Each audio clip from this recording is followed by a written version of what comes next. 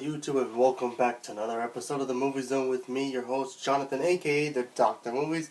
And to continue off my Batman Superman movie reviews, here's Batman Forever, directed by Joe Schumacher, starring Val Kilmer, Chris O'Donnell, Jim Carrey, Tommy Lee Jones, and Nicole Kidman. Now, Tim Burton is no longer the director of this movie. He decided to do something else. Smart man. And this movie turned into a completely different Batman movie. It was just bizarre. It was just weird. They kept the darkness of what Tim Burton started, but I started adding some weird lights to it. It was just weird. Making it look like it was part of New York City. And again, like I said before, spoilers if you didn't see it. So we cut to a part where Batman's just getting ready in the Batcave, doing his thing. And then you hear Alfred, you need to take a sandwich with you. And growing up, I'm like, Batman needs to eat, why not? Sure, right? I watch it now, that line is like, oh my god, like, really? They actually say that in the line? And Batman just goes drive through. So then he goes and he has to go fight Two-Face, who basically keeping hostages and trying to rob a bank. Like typical normal bad guy routine, right? And back then, Tommy Lee Jones was a big actor. They decided, let's get some big actors in this movie to make this movie work. And, as a kid, I didn't really know who Tommy Lee Jones was. And they kind of different him from what he was in the cartoon. Instead of having the blue face, he had the purple face, so it was kind of weird. I watch it now.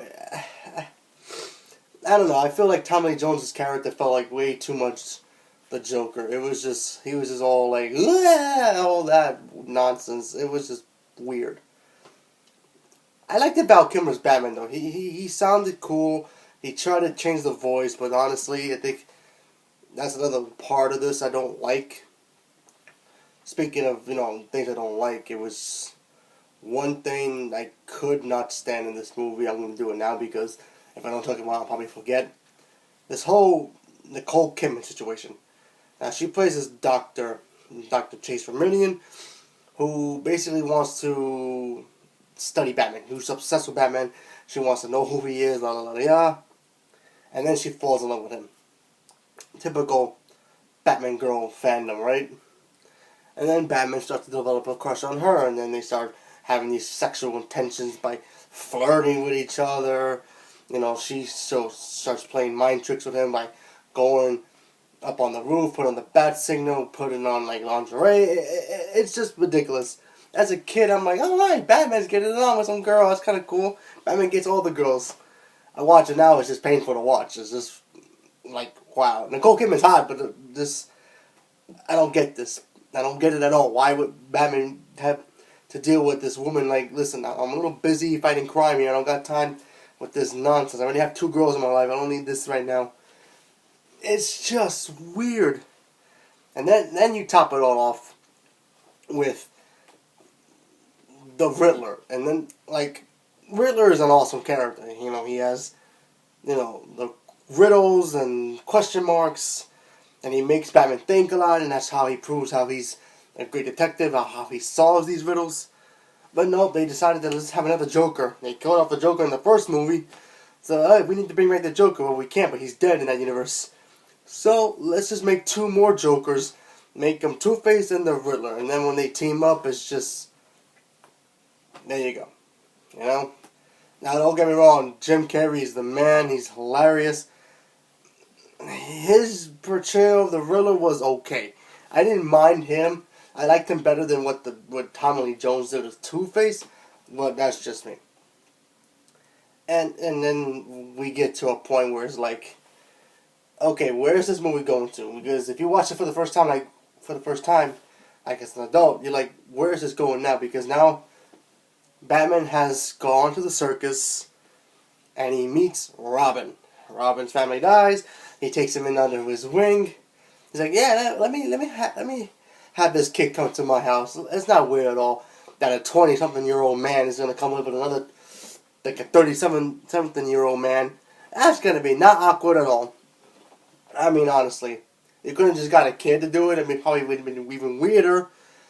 But, having a little kid running around as Robin. But, honestly, a grown man dressed in yellow is just weird. But, you know what? Those people who want to do something like that, that's cool for them. But, honestly, I don't know. Robin, just to me, he's not a character. He shouldn't be hanging out with Batman. I'm sorry. It's cool that he, if he's going to be introduced in this whole new universe, I'd rather him learn from Batman and be his own character, honestly. Because, honestly, I think he's better as Nightwing any day of the week than Robin. But that's just me. I felt Robin in this movie was just trying to be what he was in the Adam West Batman. At least that Robin made sense. He was a little younger than Bruce, so it fit. This Robin tried to be that, but he was too old. It was just weird. Didn't work right, and he kept complaining too much. How Batman didn't want to be his, didn't want him as a partner, and he kept saying, "I'm gonna be there no matter what." It's just like, go away, disappear, leave me alone, But whatever. I do say this about the movie though. It does have originality for a couple of things. One, they did something that I don't think they were ever going to do in a Batman movie. They made the bad guys find out who Bruce Wayne is. And pretty quick too. I mean, you figure who has the motivation to become Batman and all this technology and all this stuff. And in this, movie, Batman does have his company, Wayne Enterprises. So they put two and two together and then they figure it out. They couldn't figure that out that way, but nope. They did it the weirdest way to figure out who Batman is. I clapped them a little bit for what they did, but it was just too weird. Where Jim Carrey created this mind control thing, and it made Bruce Wayne tell them that he's Batman. I don't know. They never really explained it how they even figured out he was Batman. He just went into this room and this thing beamed the thing in his head, and then the next thing they know, Two-Face and the Riddler are at the mansion, and then Riddler's dancing around like a lunatic, blowing up the Batcave, while Two-Face flipping his coin trying to figure out if he can kill him or not. This movie just pains me because honestly, we get to a point where Batman's starting to get really bad, and I'm a big Batman fan. Like I said, as a kid, I loved this movie. This movie was fun, had action, comedy, hot girls. It was Batman. It was cool. Flashing lights. I watch this movie now, I'm like, wow. I can't watch this movie a lot, honestly. And then when I get to the next one, oh boy, that's getting even worse, but I'll save that for later. But yeah, this movie is just... I have mixed feelings for this movie because honestly, some parts are good. Like some Batman, the Batmobile chase scenes against Two-Face, that's fun. And then there are some funny moments between between Two-Face and the Riddler, and that's kind of fun. But then sometimes it just gets too silly, and it's just like, why? I don't know what this movie is really about, really, because honestly, it tried to be a Batman film, but it ended up being nothing at all. I know that now as an adult. I know that now because honestly, as a kid, I wish I could go back in time and tell myself as a kid, but listen, this movie ain't good, kid. Don't watch it. And he probably told me, "Oh, Batman's the best. Batman's great." I watched this movie now. Like I said, it's painful to watch. So if you want to watch this, you've been warned because honestly, this movie is kind of bad. So if I had to grade this one from 1 to 10, I gotta give this movie a 5. Like I said, there are moments here I enjoy, but they're not great that I'm like, oh my god, I give it a higher grade because, and there are a lot of, in other movies I will say, there are a lot of moments in this movie that are bad, but the good stuff makes it better. This has a lot of bad things in here and only a little bit good stuff. It doesn't help, so there you go. So let me ask you this: do you want to see Batman Forever? Have you even seen it? Did you like it? Honestly, actually, I have the collection of the Batman movies, but that's the one movie I would never watch. I just have it because it's Batman. But yeah, I can't watch it anymore, honestly, because it pains me to watch it. Even if it's on TV, I'll think I'll just switch the channel. I'd rather watch something else than Batman Forever. It's just boring to me, honestly. So there you go. There's Batman Forever. Gets a 5. It tried to be a cool Batman movie.